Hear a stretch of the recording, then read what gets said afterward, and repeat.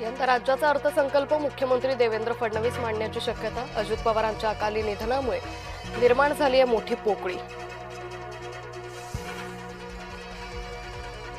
जिल्हा परिषद पंचायत समिती निवडणुकीच्या तारखा बदलल्या. आता मतदान 7 फेब्रुवारीला तर मतमोजणी 9 फेब्रुवारीला. शासकीय दुखवट्यामुळे मोठा निर्णय.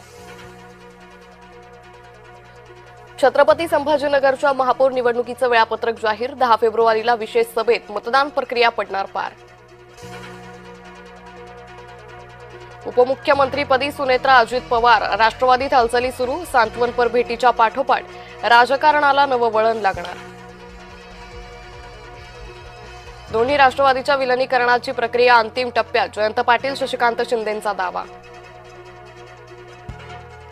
दादांनी सकाळचा शपथविधी घेतला. तो पहिला प्रयोग नव्हता तर तो तिसरा प्रयोग होता. रावसाहेब दानवेंचा मोठा गौप्यस्फोट.